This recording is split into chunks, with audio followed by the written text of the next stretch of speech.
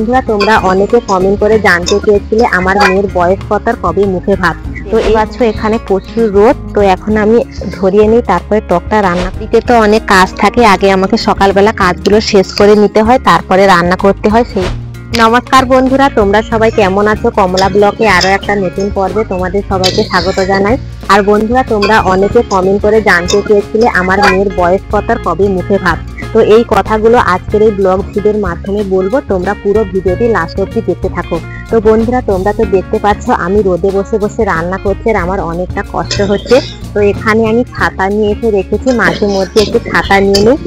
তো দেখো আজকের আমি রান্না করছি মাছের টক আর শাক চচ্চড়িটা রান্না হয়ে গেছে। এখন আমি মাছের টক রান্না করছি। এই মাছের টকটা রান্না হয়ে গেলে পুরো রান্না শেষ। আর অনেকদিন ধরে তো বাইরে রান্না করা হয়নি, তো আমি ভাবলাম যে ধান সিদ্ধর পর যখন একটু এখানে উনানটা পরিষ্কার করেছি, তাহলে এখানেই আজ থেকে রান্না শুরু করব। আর বর্ষার সময় যে জ্বালানিগুলো গুছিয়ে রেখেছি সেগুলো তো এখন রান্না করে শেষ করে দিলে বর্ষার সময় তো পাবো না। আর এখন খড় লাড়া পাতা অনেক কিছু আছে, আর এই দুপাখায় রান্না করতে ভালো লাগে, আর বাইরেও রান্না করতে ভালো লাগে। সেই জন্য যত রোদ হোক না কেন আমি বাইরে রান্না করে নিচ্ছি। আর একটা তরকারি আছে, রান্না হয়ে গেলে চান করে সকলে খাবো। বন্ধুরা ভাতের হাঁড়িটা হয়েছিল, ভাতের হাঁড়িটা আমি গড়িয়ে দিয়েছি, এখন মাছের টকটা সমড়িয়ে দিয়েছি। তো মাছের টকটা আমি এখন জ্বালানি দিয়ে মাছের টকটা রান্না করব। আর এখন আমি তোমাদের বলছি আমার মেয়ের বয়স কত আর মুখে ভাত কবে। আমার মেয়ের বয়স 5 মাস 22 দিন, আর মুখে ভাত হচ্ছে আমাদের এদিকে মেয়ে হলে 7 মাসে মুখে ভাত হয়। তো দেখো আমি রোদে বসে বসে রান্না করছি। এই টকটা রান্না হয়ে গেলে তারপরে দুপুরে খাওয়া দাওয়া করবো। এখন টকটা রান্না করার জন্য উনুনে জ্বালানি দিচ্ছি। দেখতে পাচ্ছ এখানে প্রচুর রোদ, তো এখন আমি ধরিয়ে নিই, তারপরে টকটা রান্না করব। আর বন্ধুরা এই সময় আমাদের এদিকে একটু ঢেঁড়সের দামটা কম, সেই জন্য এই সময় ঢেঁড়সের চচ্চড়ি বা টক খেতে ভালো লাগে। তো বাবা বাজারে গিয়েছিল, নিয়ে এসেছিল। আজকের আমি ঢেঁড়স আলু আর লাউ দিয়ে টক রান্না করছি। আর এই রোদের সময় টক খেতে খুবই ভালো লাগে, আর রোদের ঝোলটা খেতে ভালো লাগে। টক বা চাটনি হলে ভাত খাওয়াটা খুব সুন্দর হয়। তো চাটনি করিনি, আমি টক রান্না করছি। এই টকটা রান্না হয়ে গেলে তারপরে দুপুরে খাওয়া দাওয়া করব। আর রোদে ভীষণ কষ্ট হচ্ছে রান্না করতে। তো দেখো ছাতাটা নিয়ে এসেছি, মাঝে মধ্যে একটু ছাওয়া করে নেই। বন্ধুরা অনুমা কান্নাকাটি করেছিল, অনুমাকে খাবার দিয়ে দিয়েছি। এখন আমি চলে আসলাম রান্না করতে। একটা তরকারি বাকি আছে মাছের টক, আর এই মাছগুলো আমি সমড়ে রেখেছি, এগুলো টকে দেবো। দেখো টকটা আমার কড়াতে হচ্ছে, আর একটু টকটা হলে তারপরে আমি মাছটা দেবো। আর এখানে ভীষণ রোদ, তো এই একটা তরকারি বাকি আছে, এইটা আমি তাড়াতাড়ি রান্না করে নেই। আগে তো 2 বস্তা ধান এখানে সেদ্ধ করেছিলাম, সেখানে আমি শুকনো করে রেখেছি।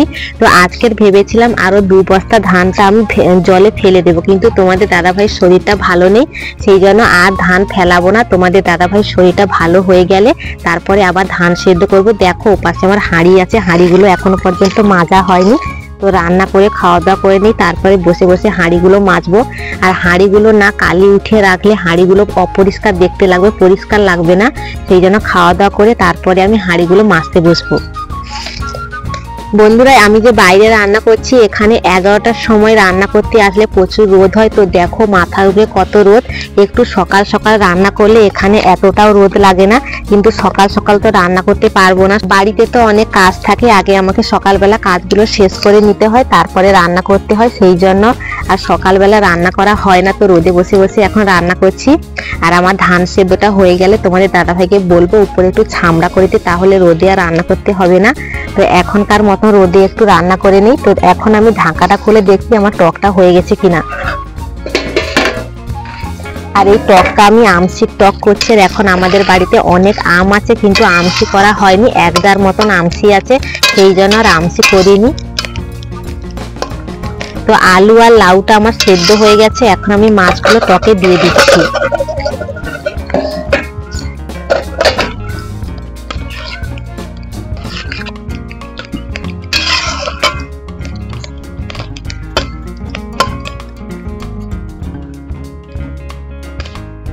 টকটা রান্না হয়ে গেলে তারপরে আমরা সবাই খাবো। তো তোমরা এখন কি করছো অবশ্যই কমেন্ট করে বলবে। ভিডিওটা বেশি বড় করলাম না, ভিডিওটা কেমন হয়েছে অবশ্যই কমেন্ট করে বলবে।